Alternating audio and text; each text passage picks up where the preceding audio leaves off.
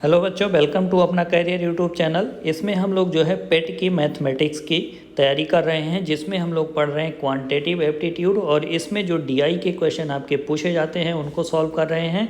इसमें हम लोग डिस्कस करने वाले हैं टेबल बेस्ड जो आप लोगों के क्वेश्चन पूछे जाते हैं उन क्वेश्चनों को।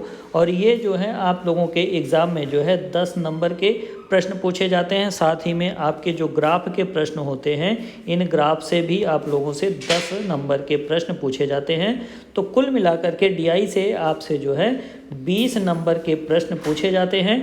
अगर आप लोग इन प्रश्नों को ध्यान से केवल पढ़ लेते हैं और हमारे साथ कंटिन्यूअस बने रहते हैं तो आप लोगों के ये 20 के 20 नंबर फिक्स हो जाएंगे।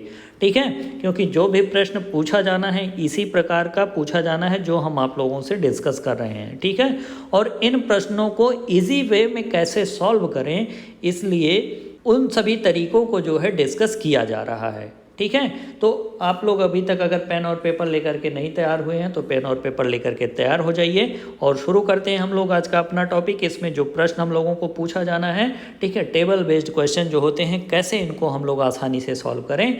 ठीक है, यही तरीके हम लोग इसमें सीखेंगे।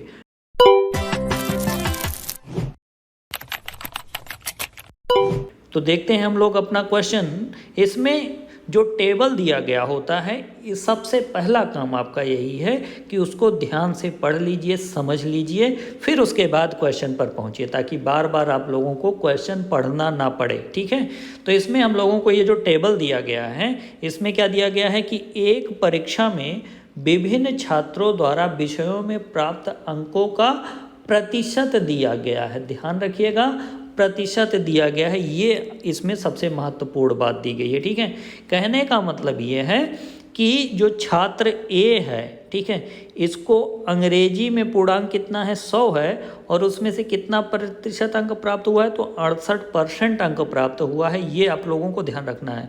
साथ ही में जो छात्र बी है उसको अंग्रेजी में कितना परसेंट अंक प्राप्त है, तो 88% अंक जो है प्राप्त हुआ है। इसी तरह से अगर हम विज्ञान में बात करें, छात्र ए को कितना, तो 82% अंक प्राप्त हुआ है, ना कि 82 अंक प्राप्त हुआ है। इसमें जो नंबर ये सब दिए गए हैं, ये सब परसेंटेज में दिए गए हैं, ये आप लोगों को ध्यान रखना है। ठीक है, ये इस प्रश्न की सबसे खास बात है और यही सारी चीज़ें हम लोग बारीकी से डिस्कस करते हैं ताकि आप लोगों को एग्ज़ाम में कोई प्रॉब्लम ना हो। ठीक है, ये सब परसेंटेज में दिए गए हैं। ठीक है, यहाँ पर इतिहास का पूर्णांक कितना है, 60 है। 60 में जो है यहाँ पर 60% अंक प्राप्त हुआ है ए को। ये चीज़ आप लोगों को ध्यान देना है, 60 अंक नहीं प्राप्त हुआ है। अगर 60 में 60 अंक प्राप्त हो जाए, इसका मतलब 100% अंक प्राप्त हुआ, तो इसमें 60% अंक केवल प्राप्त हुआ है। तो ये आप लोगों को ध्यान रखना है। ठीक है, तो यहाँ पर एक छोटा सा डेमो हम लोग देख लेते हैं, क्या कि इतिहास में टोटल कितने 60 अंक हैं और उसमें से ए को कितना प्राप्त हुआ है, 60% अंक।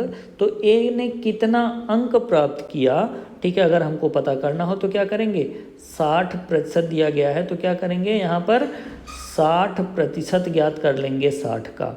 ठीक है, कितना, 60% ज्ञात कर लेंगे तो कितना आ जाएगा, 60 गुणे 60% यानी 60/100 हो जाएगा। ठीक है, तो 2 0 से 2 0 कैंसिल। तो कहने का मतलब कितना अंक उसको प्राप्त हुआ है, 36 अंक प्राप्त हुआ है। इस तरह से हम लोग अंक ज्ञात करेंगे जब भी प्रश्न सॉल्व करेंगे तब। ठीक है, तो ये चीज़ आप लोगों को यहाँ पर ध्यान रखनी होगी। चलिए अब हम लोग अपना प्रश्न देखते हैं। इस प्रश्न में क्या कह रहा है कि सभी विषयों में कुल मिलाकर सी को लगभग कितने प्रतिशत अंक मिले हैं। सभी विषयों में सी को, किसको, सी को। तो यहाँ पर जो है कुल अंक उसके कितने हैं, सबसे पहले हमको ये पता कर लिया जाना चाहिए। तो अंक कितने हो जाएंगे इसके, ठीक है, तो अंक बराबर कितना हो जाएगा, तो देखिए 100 में कितना 75% अंक इसको प्राप्त हुआ है, तो 100 में 75% कितना हो जाएगा, 75 हो जाएगा। प्लस 100 में उसको 56% अंक हिंदी में प्राप्त हुआ है, तो 100 का 56% कितना, 56 ही हो जाएगा। प्लस अब देखिए 150 में उसको 72% अंक प्राप्त हुआ है, तो कुल कितने अंक प्राप्त हुए होंगे, 150 का 72%, तो 72 बटा कितना हो जाएगा, 100 हो जाएगा। फिर उसके बाद प्लस अब इतिहास में ज्ञात करते हैं, तो इतिहास में जो है उसको कितना 75% अंक प्राप्त हुआ है, कितने में 60 का जो है 75% हम लोग ज्ञात कर लेंगे। ठीक है, तो यहाँ पर 75% हो जाएगा। फिर उसके बाद प्लस, अब गणित में देख रहे हैं, गणित में भी उसको 75% अंक प्राप्त हुआ है, कितने का 150 का, तो 150 का कितना कर देंगे 75% बटे में 100 कर देंगे। फिर उसके बाद प्लस भूगोल में उसको 80% अंक प्राप्त हुआ है। ठीक है, तो 40 का कितना 80% हम लोग ज्ञात कर लेंगे। ठीक है, तो ये इस तरह से हम लोग टोटल अंक पता कर लेंगे। ठीक है, तो यहाँ पर देख रहे हैं 0 से 0 कैंसिल हो जाएगा और 5 तियाँ 15 और 5 दूनी 10 और 2 से 72 को काटेंगे आएगा 36। फिर यहाँ पर 1 0 से 0 कैंसिल हो जाएगा, 5 से अगर काटें तो 15 पचे 75 और 5 दूनी 10 होता है और 2 तियाँ कितना हो जाएगा 6 हो जाएगा। फिर उसके बाद यहाँ पर 0 से 0 कैंसिल आउट हो जाएगा, 5 तियाँ 15 होता है, 5 दूनी 10 होता है और इससे इसको कैंसिल आउट करेंगे तो कितना 1.5 बचेगा। ठीक है, और यहाँ पर जो है 0 से ये 0 कैंसिल आउट हो जाते हैं। अब जो चीज़ें बची हैं उन सभी को हम लोग नोट कर लेते हैं। तो यहाँ पर कितना बचा है 75, यहाँ पर कितना, यहाँ पर बचा है 56। ठीक है, कितना 56 बचा हुआ है, ये हमारा कितना है 56 प्लस 36 और 3 का गुणा, 36 तियाँ कितना होता है 108 और 15 तियाँ ये कितना हो जाएगा 45 प्लस, अब यहाँ पर जो है 75 का 1.5 में गुणा कर दीजिए तो कितना हो जाएगा, ये हो जाएगा हमारा 112.5, 112.5 हो जाएगा और ये कितना हो जाएगा 6 48 हो जाएगा। और यहाँ पर अब क्या करना है, सभी को जोड़ लेना है। ठीक है, तो सभी को जोड़ लीजिए, तो जोड़ने पर कितना आएगा हमारा 428.5। तो टोटल अंक उसको कितने प्राप्त हुए हैं सी को 428.5, कितने में से, तो पूर्णांक कितना हो जाएगा 100 100 150 60 60 और 40, तो कितना हो जाएगा पूर्णांक, तो पूर्णांक बराबर, ठीक है, पूर्णांक बराबर 100 100 200 150 150 300 500 हो गया, 60 40 100, तो कितना हो गया 600 हो गया। अब आपको बताना है 428.5 600 का कितना परसेंट है। ठीक है, तो परसेंट बराबर कितना हो जाएगा 428.5 बटे में 600 गुणे 100, जैसे परसेंटेज ज्ञात किया जाता है। अब 0 से 0 ये कैंसिल आउट हो जाएगा और 6 से इसमें डिवाइड कर दीजिए तो कितना हो जाएगा 6 सत्ते 42 और 6 इक्कीम 6 2 8 दशमलव, ठीक है 25 हो गया, 6 चौक 24 यानी 71.4% अंक उसको मिले हैं। तो यहाँ पर हमारे ऑप्शन में जो है सिर्फ 71 दिया गया है, तो इसमें हमारा जो ऑप्शन है डी वाला ऑप्शन हमारा इसमें राइट आंसर हो जाएगा। ठीक है, चलिए अब हम लोग जो है अगले प्रश्न को सॉल्व करते हैं। देखिए कुछ प्रश्नों में आप लोगों को कैलकुलेशन मिलेंगे, ठीक है, तो उससे आप लोगों को बिल्कुल भी परेशान होना नहीं है, कैलकुलेशन आसानी से हो जाएगा। ठीक है, चलिए अब यहाँ पर प्रश्न हम लोगों को क्या दिया गया है कि बी के अंग्रेजी तथा गणित में प्राप्तांकों का योग। ठीक है, तो बी जो है बी वो इंग्लिश और मैथ में कितना अंक प्राप्त कर रहा है, तो इंग्लिश में देख रहे हैं बी 88 अंक प्राप्त करेगा। देखिए 88% है तो 100 का 88% कितना हो जाएगा 88 हो जाएगा प्लस, और गणित में कितना अंक प्राप्त कर रहा है, तो गणित में देख रहे हैं 88% अंक यहाँ पर भी प्राप्त कर रहा है, लेकिन किसका, ये 150 का 88%, तो 88 बटे कितना हो जाएगा 100 हो जाएगा। यही चीज़ आप लोगों को ध्यान रखनी है।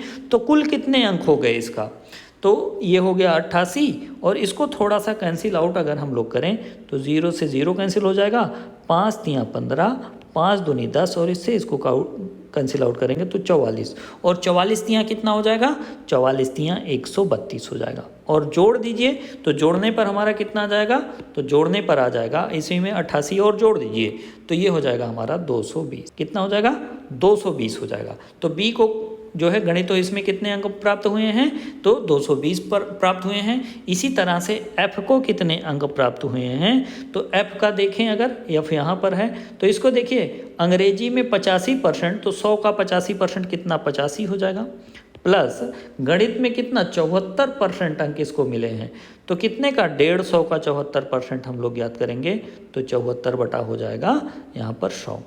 ठीक है, देखिए यही काम बार बार हम लोग कर रहे हैं, 0 से 0 कैंसिल, फिर उसके बाद 5 तियाँ 15 5 दूनी 10, इससे इसको कैंसिल आउट कर दीजिए तो कितना आ जाएगा 37। ठीक है, तो यहाँ पर कितना हो गया हम लोगों का 85 प्लस 37 तियाँ कितना होता है, तो 37 का गुणा कर दीजिए इसमें, तो 7 त्रिक 21 के 1 हो जाएगा ठीक है, 7 त्रिक 21 के 1 और 3 त्रिक का 9 2 11, 111 हो गया। और जोड़ दीजिए तो जोड़ने पर कितना हो जाएगा, तो यहाँ पर टोटल आ जाएगा इसमें जोड़ने पर 196।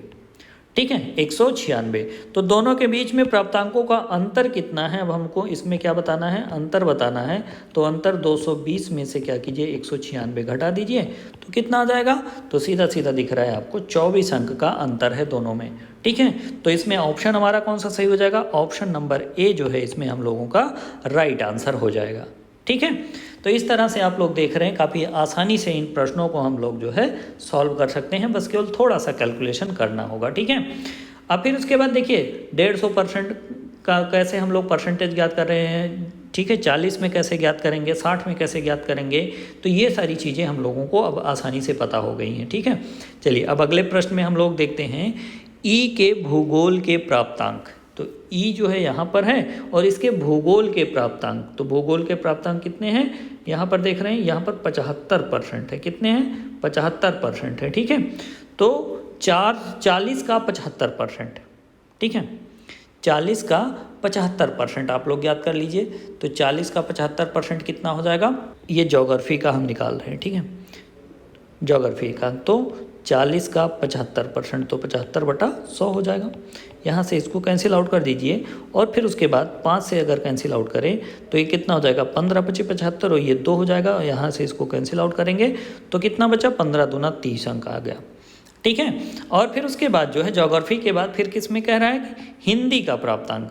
तो हिंदी का प्राप्तांक कितना हो जाएगा, तो हिंदी हमारा यहाँ पर 100 में दिया गया है, तो हिंदी में सीधा 60 दिख रहा है, तो सीधा 60 अंक आ जाएगा, क्योंकि 100 का 60% करेंगे तो 60 ही आना है। ठीक है, तो कितना प्रतिशत है ये हम लोगों को बताना है। ठीक है, किसका, हिंदी के प्राप्तांक का कितना प्रतिशत है, तो प्रतिशत बराबर किसका, हिंदी का। ठीक है, कौन, भूगोल गुणे कितना हो जाएगा, 100 हो जाएगा। तो 30 दूनी 60, 2 से इसको कैंसिल आउट कीजिए तो कितना आ जाएगा, 50% है। ठीक है, कितना है, 50% है। तो इसमें हमारा राइट आंसर जो है ये सी ऑप्शन इसमें राइट हो जाएगा। ठीक है, चलिए अब हम लोग अगले प्रश्न की बात करते हैं। अगला प्रश्न क्या कह रहा है कि डी को इतिहास तथा भूगोल में मिलाकर मिले अंकों का प्रतिशत कितना है। ठीक है, डी को इतिहास और भूगोल में मिलाकर, तो डी को इतिहास में कितना अंक मिला है, ये हो गया हमारा डी और ये हो गया इतिहास सब्जेक्ट। और इसमें इसको देखिए 60% अंक मिले हैं, 80% अंक मिले हैं 60 में। ठीक है, तो कुल अंक कितने हो जाएंगे। ठीक है, किसमें हिस्ट्री में प्लस उसके बाद ज्योग्राफी में। तो हिस्ट्री में कितना है, 60 है। ठीक है, और फिर उसके बाद जो है कितना प्रतिशत मिला है, तो 80% यानी 80/100 प्लस ज्योग्राफी में कितना है, तो 40 अंक है और 40 में कितना इसको मिला है, 62% मिला है, तो 62/100 हो जाएगा। ठीक है, तो यहाँ पर एक 0 से 0, इस 0 से ये 0 कैंसिल, यहाँ से इसको कैंसिल आउट कर दीजिए। ठीक है, और फिर उसके बाद ये हमारा कितना हो गया, तो यहाँ पर 6 × 8 = 48 हो गया और इनका आपस में गुणा कर देंगे और 10 से डिवाइड करेंगे तो कितना आ जाएगा यहाँ पर हम लोगों का, देखिए 162 है, 62 चौका कितना होता है 248 और 248 में 10 से भाग करेंगे तो 24.8 हो जाएगा। और दोनों को अगर हम लोग जोड़ दें, ठीक है, तो कितना हो जाएगा, तो यहाँ पर आ जाएगा हमारा 72.8। ठीक है, और फिर उसके बाद पूरा प्राप्तांक इसका कितना है। ठीक है, ये तो हम लोगों का प्राप्तांक आया, पूर्णांक कितना है। ठीक है, तो पूरा पूर्णांक नहीं, सिर्फ हिस्ट्री और ज्योग्राफी का। इसमें देखिए एक में 60 है, एक में 40 है, टोटल कितना है 100 है और 100 में ये कितना पार है 72.8, तो इसका परसेंटेज कितना हो जाएगा। ठीक है, इसका परसेंटेज प्रतिशत बराबर कितना हो जाएगा, 72.8/100 × 100, सीधा 100 में आपको पता है वही आना है 72.8%। तो इसमें ऑप्शन हमारा कौन सा सही होगा, तो बी वाला ऑप्शन जो है इसमें हम लोगों का राइट आंसर हो जाएगा। ठीक है, चलिए अब हम लोग अगला प्रश्न देखते हैं। देखिए सेम डीआई पर ही जो है अगले 5 प्रश्न ये पूछे गए। इसमें ये हमारा प्रश्न क्या है कि विज्ञान में सभी छात्रों का औसत प्राप्तांक कितना है। तो विज्ञान में सभी छात्रों का औसत प्राप्तांक, तो सभी छात्रों का पहले हम मान ज्ञात कर लेते हैं कि कुल कितना % अंक मिला है इन लोगों को। ठीक है, तो सभी को जोड़ दीजिए। ठीक है, तो जोड़िए 7 7 14, 14 5 19 और 19 और 6 कितना हो जाएगा 25 और 25 6 31 7 38, तो ये हो गया हमारा 380। फिर उसके बाद 5 3 8 8 6 14, 14 और 6 20, ठीक है। तो 20 इसमें और जोड़ दीजिए, तो ये हमारा कुल मिलाकर के हो गया 400। कितना हो गया? 400 हो गया। और फिर उसके बाद जो है इसमें हम लोगों को क्या बताना है, ठीक है। अगला प्रश्न देखते हैं। अगले प्रश्न में हम लोगों को विज्ञान में सभी छात्रों का औसत प्राप्तांक कितना है, ये हम लोगों को बताना है। तो इस विज्ञान के सभी छात्रों को हम जोड़ देते हैं, ठीक है, कि विज्ञान में कितने हैं। तो ये हमारा विज्ञान दिया गया, तो इसमें कितना है 8 8 16 और 16 7 कितना हो जाएगा, तो 23 और 23 और 8 कितना 31, 31 6 37 और 37 और फिर उसके बाद जो है 9 कितना हो जाएगा, तो 9 7 16, 37 9 46 हो गया। तो ये हो गया हमारा 460। और फिर उसके बाद 2 और 5 7, 7 2 9, 9 8 17, ये हो गया 17, ठीक है। जोड़ दीजिए तो कितना हो जाएगा, ये हो गया 477। कितना हो गया हमारा, ये हो गया 477। और 477 में ध्यान रखना है आप लोगों को क्या, कि ये 477% हमारा आया, ठीक है। और कितने में, 150 में से ही, कितने में से, 150 में से हम लोगों को बताना है। तो ये हमारा कितना हो जाएगा, इसका 150 का हम निकाल लेते हैं यहाँ पर, परसेंटेज हो जाएगा तो हमारा कितना यहाँ पर, तो ये हो जाएगा गुणे 150। तो 477 बटे में कितना, यहाँ पर हो जाएगा 100 और गुणे 150, ठीक है। कितना हो जाएगा 150, 0 से 0 कैंसिल हो जाएगा, ठीक है। और फिर उसके बाद जो है 5 से काटेंगे तो 5 या 15, 5 दूनी 10 हो जाएगा, ठीक है। और फिर उसके बाद जो है इससे इसको काट देंगे तो 1.5। और फिर उसके बाद 477 में यहाँ पर लिख रहे हैं अंक बराबर हमारा कितना हो जाएगा, 477 में गुणा कर देते हैं 1.5 का।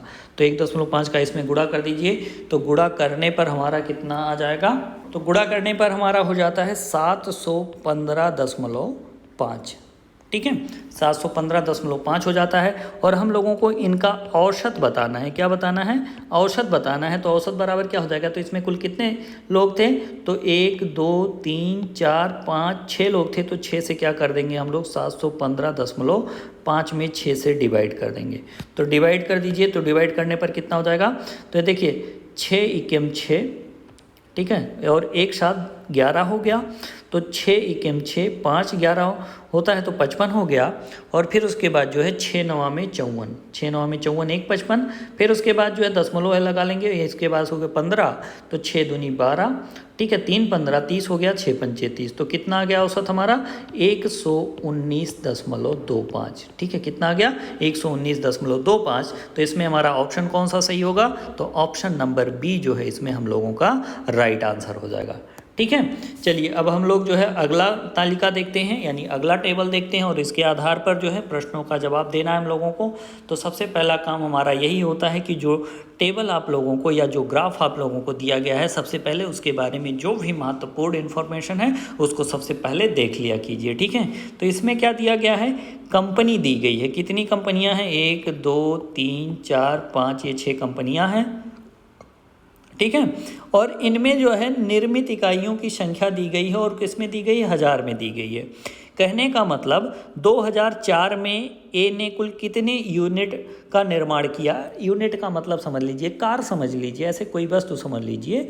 कितने यूनिट का निर्माण किया है, तो 14.5 गुणे 1000, कितना गुणे 1000 कर देंगे तो कितना हो जाएगा, ये 14,500 यूनिट या 14,500 कारों का या 14,500 वस्तुओं का निर्माण इसने किया है। इसी तरह से 2005 में कितना, इसमें भी 1000 का गुणा कर देंगे तो हम लोगों को पता चल जाएगा कि 2005 में ए ने कितना इसमें निर्मित किया है। इसी तरह से जो है अन्य सभी कंपनियों को भी हम लोग देखेंगे और जो प्रश्न हम लोगों से पूछा रहेगा उसी के आधार पर जो है हम लोगों को जवाब देना होता है, ठीक है। तो चलिए अब अगला प्रश्न हम लोग अपना देखते हैं। इसमें प्रश्न क्या किया गया है, वर्ष 2008 में, देखिए पर्टिकुलर में पूछा गया है, वर्ष 2008 में कंपनी एफ द्वारा निर्मित इकाइयों की संख्या पिछले वर्ष की तुलना में कितने प्रतिशत वृद्धि हुई। कंपनी किस द्वारा, कंपनी एफ द्वारा वर्ष 2008 में, ठीक है, पिछले वर्ष की तुलना में, पिछला वर्ष ये हो जाएगा, में कितने प्रतिशत वृद्धि हुई है हम लोगों को बताना है, ठीक है। तो यहाँ पर जो है प्रतिशत ज्ञात करने के लिए किससे बताना है, पिछले वर्ष से। तो पिछले वर्ष में निर्मित कितनी है, 16.1 है और ये 16.1 से 16.7 कितना ज़्यादा है, तो इसको घटा दीजिए।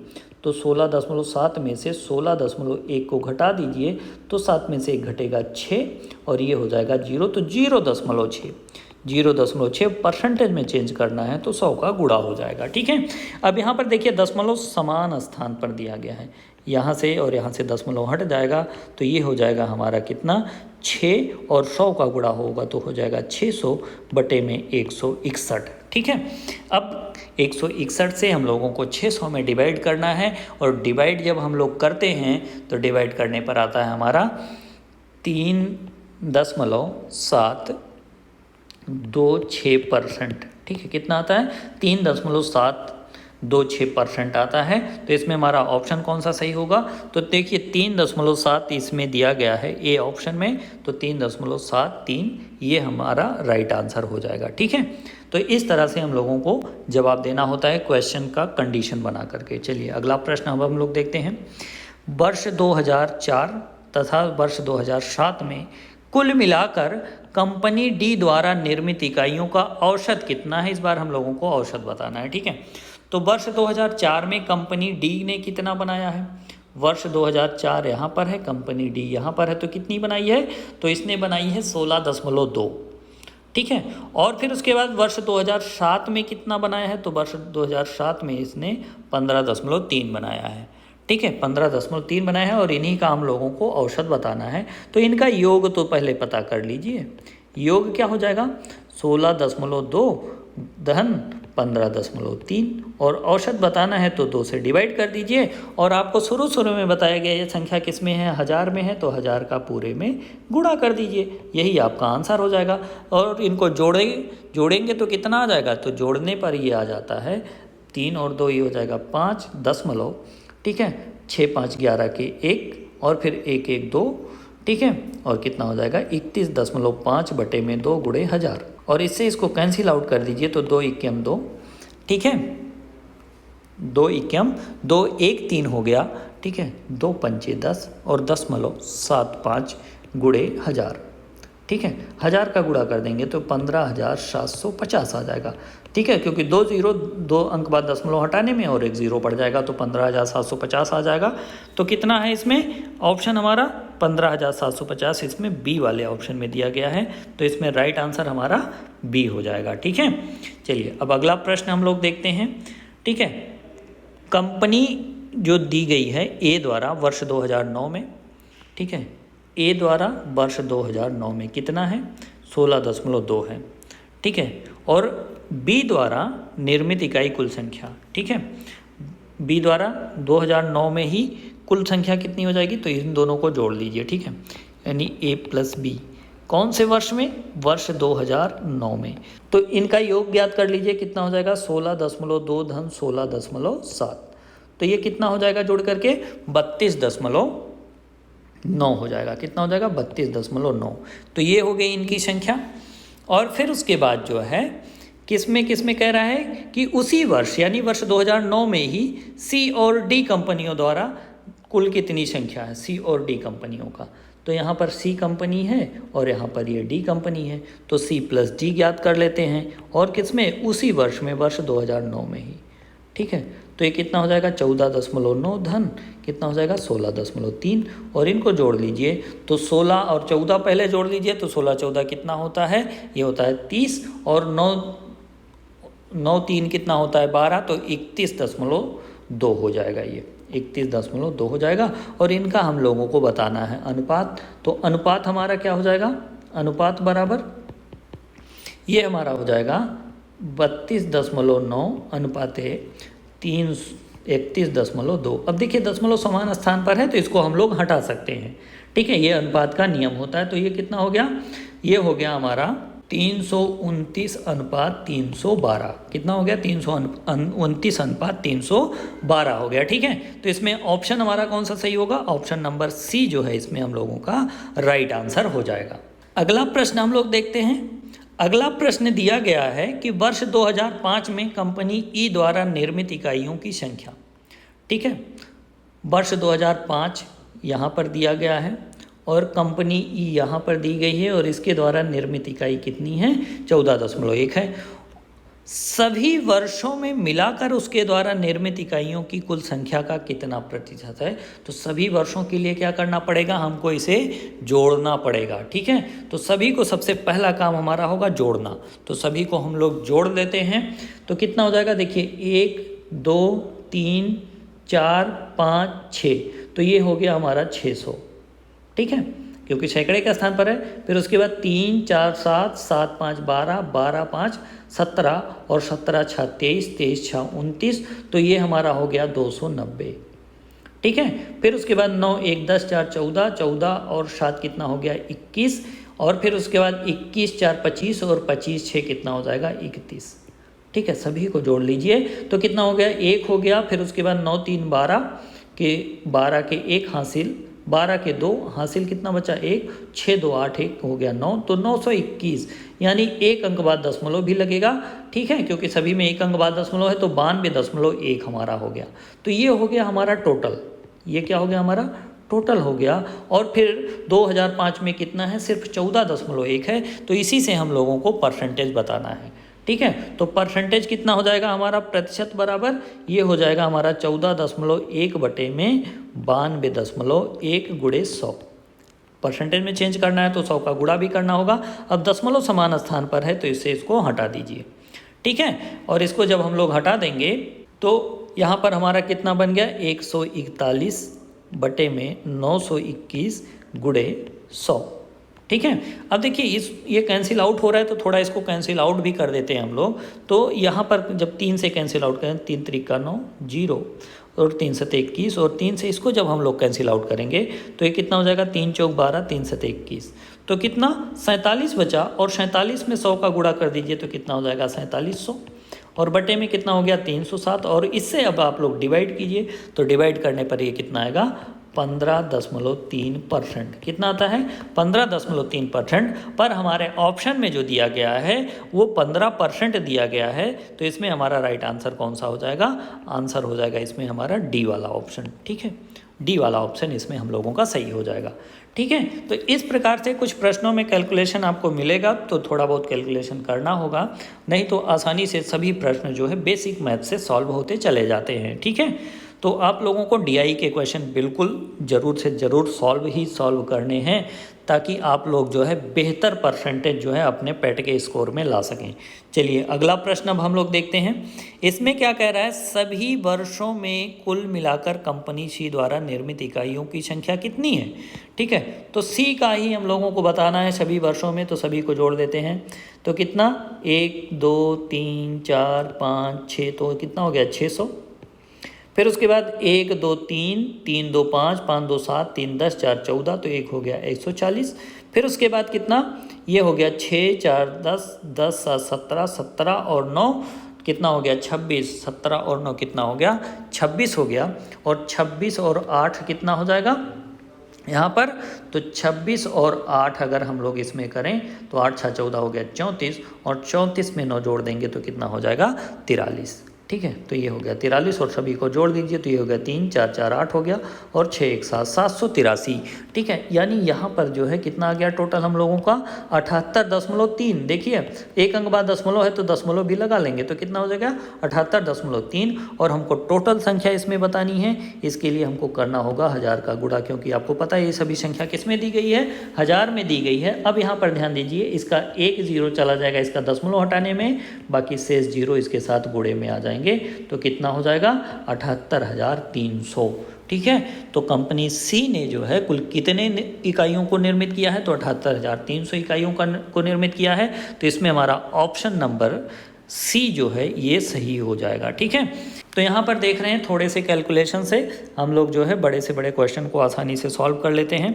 इसी प्रश्न के साथ हमारा ये वीडियो यहाँ पर समाप्त होता है। अभी हम लोग और भी क्वेश्चनों को सॉल्व करने वाले हैं। इसके लिए आप लोग हमारे चैनल को सब्सक्राइब कर लीजिए और बेल आइकन को हिट कर दीजिए, ताकि आगामी वीडियो की नोटिफिकेशन आप लोगों को मिलती रहे। साथ ही में आप लोग हमारे टेलीग्राम चैनल को ज्वाइन कर लीजिए, जहाँ पर आप लोगों को ढेरों सारी वीडियोज़ और PDF free of cost available होते रहेंगे। इस वीडियो के अंत तक बने रहने के लिए आप लोगों का बहुत बहुत धन्यवाद।